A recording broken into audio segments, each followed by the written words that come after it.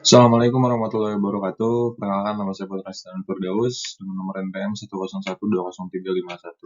Kali ini dengan tujuan memenuhi tugas UAS hukum bisnis, maka dari itu saya akan mempresentasikan mengenai hubungan bisnis. Langsung saja kita mulai. Berbicara mengenai hubungan bisnis, maka kita akan saling terkait dengan elemen-elemen yang lainnya. Nah, di sini saya akan membawa sebuah 3 elemen ataupun 3 hal yang ini sering sekali menjadi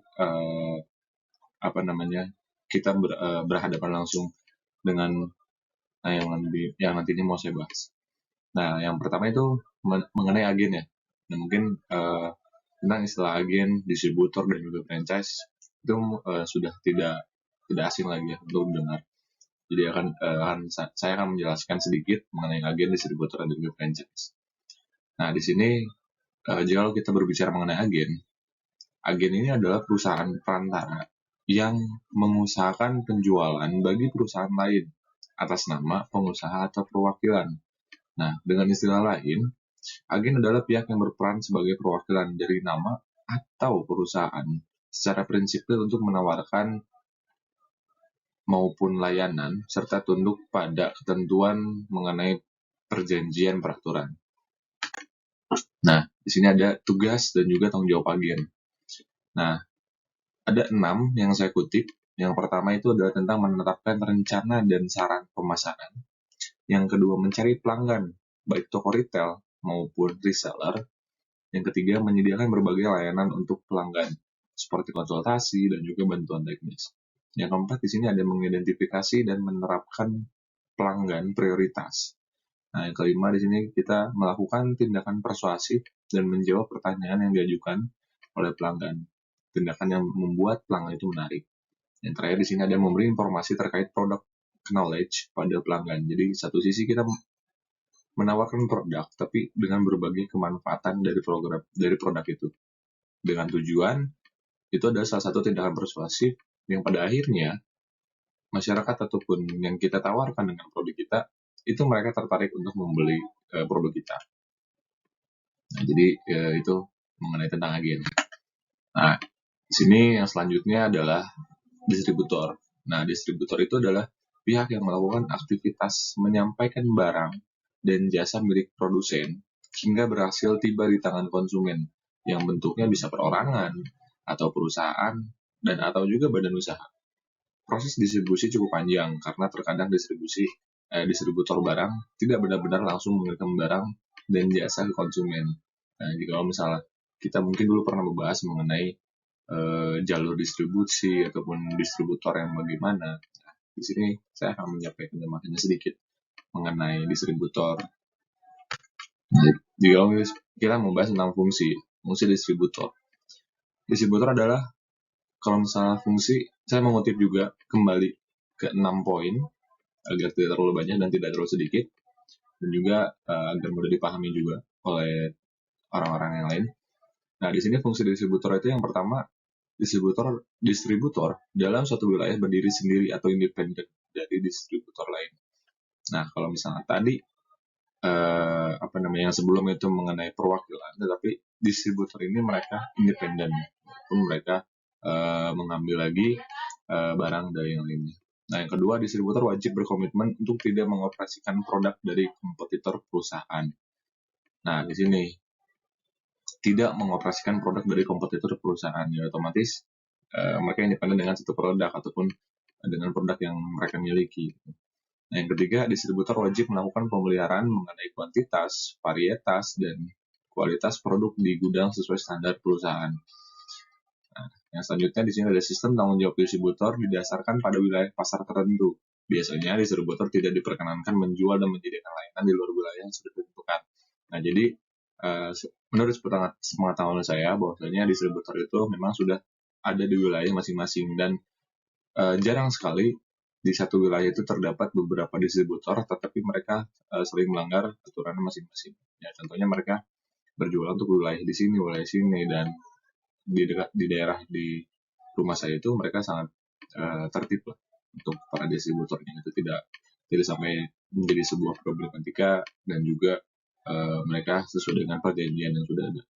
Nah, poin kelima di sini ada distributor tidak diperbolehkan melakukan transaksi dengan risiko tinggi tanpa izin dari perusahaan. Nah, mungkin bisa dibilang istilahnya adalah bagaimana caranya kita transaksi di luar dari yang seharusnya lah.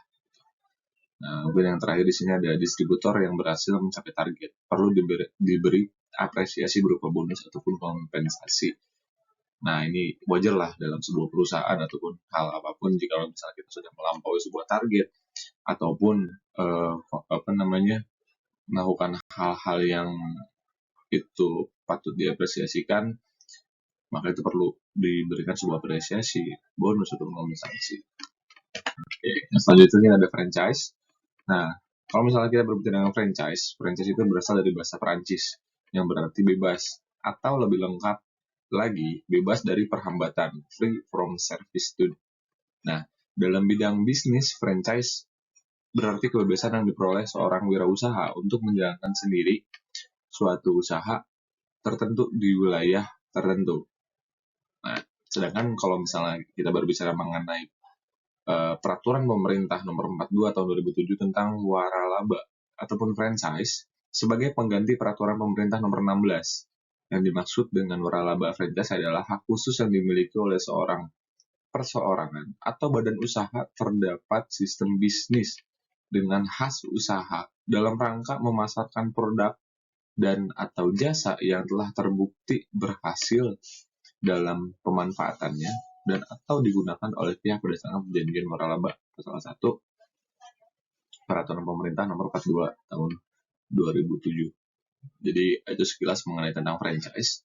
Penjelasan tentang franchise sebenarnya masih banyak lagi, cuman mungkin kita bertahap dalam pembahasan franchise-nya. Nah, di sini saya akan mengulas sedikit mengenai karakteristik dasar franchise ataupun waralaba. Nah, saya mengutip 3 poin yang ini mudah diingat, seperti yang saya bilang, tidak terlalu banyak dan tidak terlalu sedikit, dan juga agar mudah diingat. Nah, di sini yang pertama, franchise itu harus ada perjanjian tertulis, yang dimana perjanjian ini mewakili kepentingan yang seimbang antara franchisor dan franchise.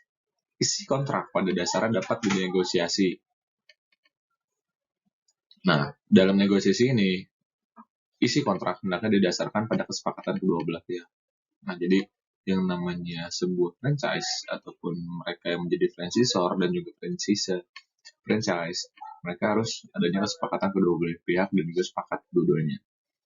Nah, yang kedua di sini franchisor harus memberikan pelatihan dalam segala aspek bisnis yang akan dimasukinya, dan juga memelihara keberlangsungan usaha franchise dengan memberikan dukungan dalam berbagai aspek bisnis, misalnya periklanan, supervisi, dan sebagainya.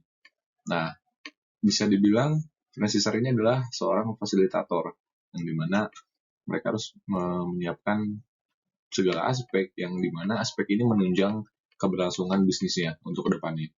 Nah, yang terakhir itu ada franchise, diperbolehkan ataupun dalam kendali franchisor beroperasi dengan menggunakan nama atau merek dagang, format, dan atau prosedur dan segala nama reputasi baik yang dimiliki franchisor. Nah, jadi franchise juga diperbolehkan dalam kendali franchisor.